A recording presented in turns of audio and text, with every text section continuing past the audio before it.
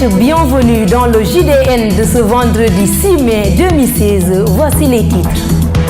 Plongeons dans la sacralité du Kassa, localité correspondant au département d'Oussouye. Très peu connu, le village de Sengalène est le symbole de l'ancrage dans les traditions ancestrales incarnées par les bois sacrés. Étouffé pendant 3 décennies, de nouvelles perspectives s'ouvrent pour l'économie de la région sud. Le dragage du fleuve Casamance vient de renforcer les activités d'un trafic fluvio-maritime jusque-là très limité. La page internationale et la revue des titres mettront fin à cette édition. Longtemps agité et souvent soulevé comme préoccupation majeure, le dragage du fleuve Casamance est devenu une réalité. Cette opération qui a duré 9 mois offre ainsi des opportunités de relance économique à la Casamance avec le développement du trafic fluvio-maritime. Binta Diatta. Je vous confirme que, sans ce dragage, il est illusoire de vouloir prétendre développer le port de Ziguinchor. Quand vous avez une contrainte à l'embouchure de 3,20 m sous le zéro des cartes, un navire qui fait 3,20 m ne se présentera jamais ici. Raison pour laquelle vous aviez des tonnages qui arrivaient ici de l'ordre de 1500, 1800, 2000 tonnes maximum avec des conditions favorables de marée. Ce n'est plus le cas avec le dragage. De 3,20 m, nous sommes passés à 7,50 m contractuels et 8,10 m, comme vous avez entendu le commandant du baliseur le dire tout à l'heure, à l'embouchure.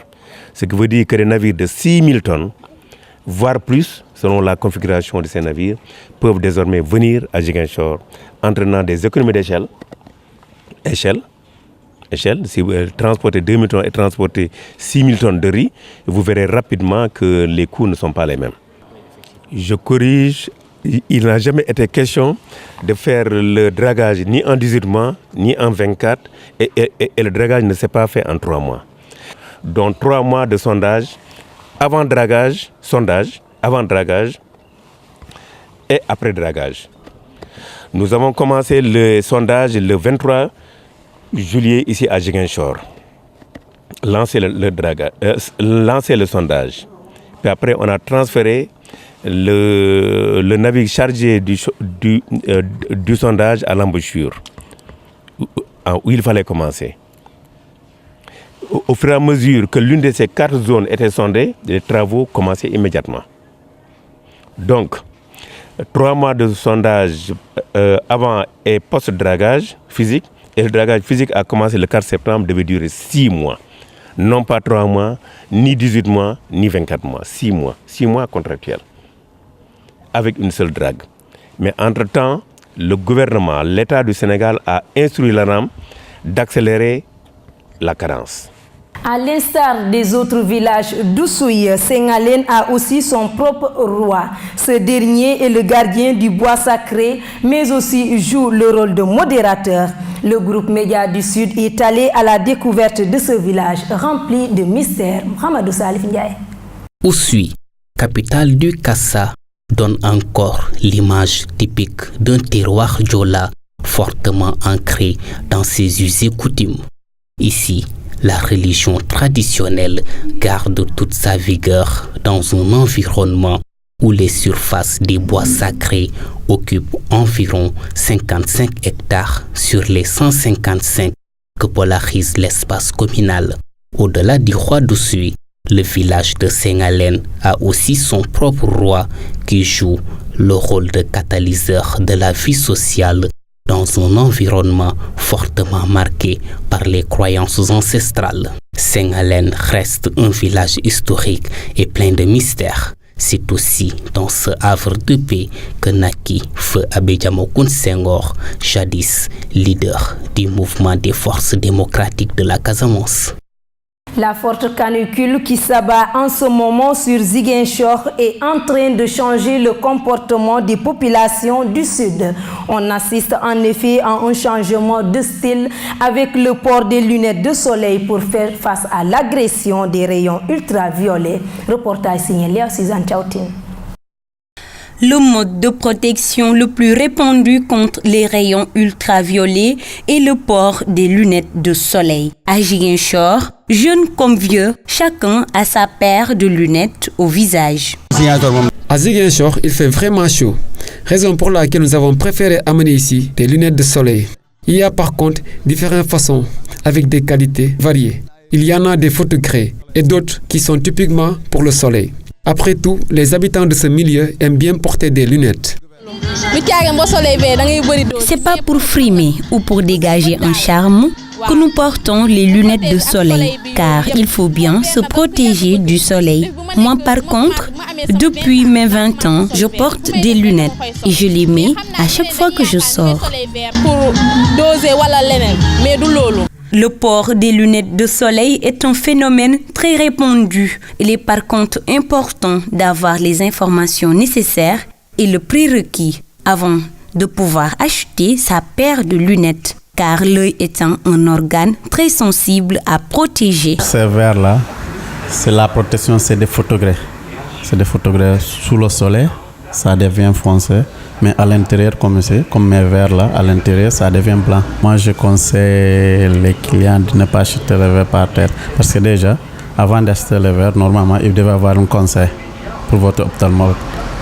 C'est lui qui devait vous conseiller, c'est lui qui devait vous consulter et vous orienter quels sont les verres que vous devez acheter normalement. Parce que pour acheter par terre, là, vous ne connaissez pas votre prescription. Donc là, c'est simplement de mettre, enlever jusqu'à trouver votre solution. Ce n'est pas conseillé. Port vestimentaire, protection ou incarnation d'un trait de caractère, le port des lunettes de soleil est en tout cas à jamais inclus dans l'assortiment des individus.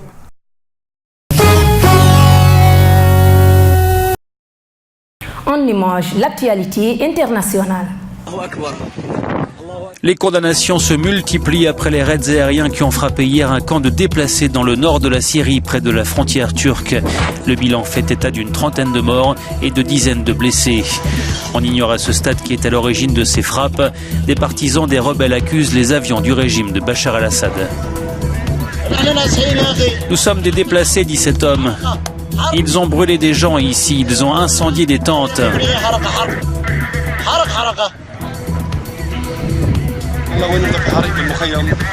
Il y a un feu dans le camp, explique ce sauveteur. Quelques tentes ont brûlé. Il y avait un corps ici, probablement celui d'une femme. Nous l'avons transporté vers l'hôpital de Bab al-Awa. Ce camp est situé dans un secteur contrôlé par le Front al-Nosra qui est exclu de l'accord de trêve, à l'instar des djihadistes du groupe État islamique. Les Nations Unies ont réclamé l'ouverture d'une enquête. Par ailleurs, les rebelles islamistes ont repris le contrôle de la localité de Khan Touman, près d'Alep, au terme d'une bataille qui a fait plus de 70 morts.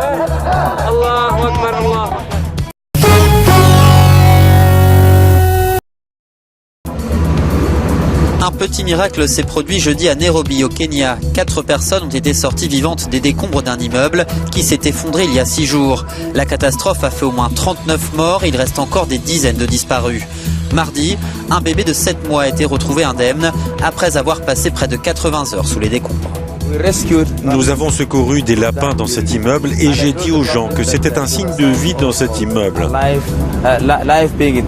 S'ils sont en vie, cela signifie que l'oxygène circule et qu'il est possible que l'on trouve des gens vivants. Au total, 3 femmes et un homme ont pu être sortis des décombres jeudi, ce qui donne de l'espoir aux familles des dizaines de disparus.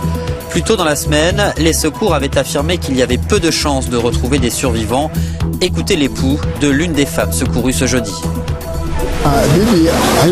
Ma femme ne va pas trop mal, elle va bien, car lorsqu'on est allé voir les médecins et qu'ils lui ont demandé si elle pouvait me reconnaître, elle a répondu que j'étais son mari et qu'elle me connaissait. Le jour où l'immeuble s'est effondré, des pluies torrentielles avaient provoqué des inondations dans de nombreux quartiers de la capitale et causé la mort d'au moins 7 autres personnes.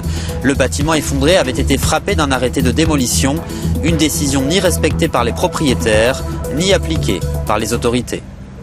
Nous accueillons Moussou Diédiou, c'est pour la revue des titres. Bonjour à tous et merci de nous rester fidèles pour la revue des titres de ce vendredi 6 mai 2016. Sud Quotidien titre à sa une: appel au dialogue politique, retrouvailles libérales, Idi douche Macky Sall. Libre propos par Abdoulaye Thiam, retrouvailles Macky PDS ou complot contre le peuple. Après Imam Baïgnan MRDS et Serigne Mansour Sy Djamil Besdouniak, Madiaye Mbodj et compagnie quittent Benno. Sédhiou, Malan et Bourama Konta, deux frères aveugles au CP à Bissari Djoub, des appels au secours d'une bourgade déstructurée par le conflit. Non satisfait des propositions du gouvernement, le grand cadre annonce un débrayage et une grève générale. À la une du Populaire, retrouvailles libérales et risque d'isolement du président de Rewmi. Pourquoi Idi tire sur Macky et chante Wade? Idi sur l'appel de Macky, si son objectif est d'isoler un adversaire, c'est qu'il n'est pas à la hauteur de sa charge. La réhabilitation de Wade est une nécessité. Général de brigade Paul Ndiaye sur la menace terroriste. Nous avons au Sénégal des activistes radicaux et ils peuvent être utilisés à tout moment par les terroristes. L'ancien DG de la Sénélec revient aux affaires. Pape Diaye pour relancer la SUNEO. Bilan du FONGIP en 2 ans, 17,16 milliards en financement accordé. Mortalité maternelle et néonatale à Tamba, 113 femmes et 356 enfants de 5 ans décédés en 2015. Toujours dans le Populaire, alors qu'elle avait accompagné son père qui voyageait, une fillette de 9 ans écrasée à Tébi. Stade, le quotidien du sport affiche à sa une. Ligue des champions finale le 28 mai. Madrid, capitale de l'Europe. Europa League, FC Séville, Liverpool en finale. Ligue 1, 22e journée avancée ce vendredi. AS Douane, Uzo Ouakam, défaite interdite. Burundi, Sénégal du 4 juin, liste des Lions. Aliou Cissé face à la presse le 18 mai. Handball, stage des Lions en juin à Thiès. Bougeant présélectionne 3 joueuses locales. Nous terminons avec la une de Sunulam. Mbaye Gueye sort ses griffes, Bombardier et impopulaire. Sa couronne va bloquer l'arène. Lac 2 est trop défensif. Yekini ne doit pas attaquer Lac 2. Papa Sow ne peut pas refuser un cachet de 40 millions. Gris doit être offensif pour battre Modlo. Tolac 2016 début ce vendredi. Le Sénégal face au défi de Dosso. C'est tout pour la revue des titres parvenus à la rédaction du groupe Média du Sud. Merci de nous avoir suivis, chers internautes. Quant à moi, je vous donne rendez-vous demain. Au revoir. La revue des titres met terme à cette édition. Merci de nous avoir suivis. On se retrouve demain sur www.gms.sn. Le groupe Média du Sud, donner de la visibilité à la région Sud.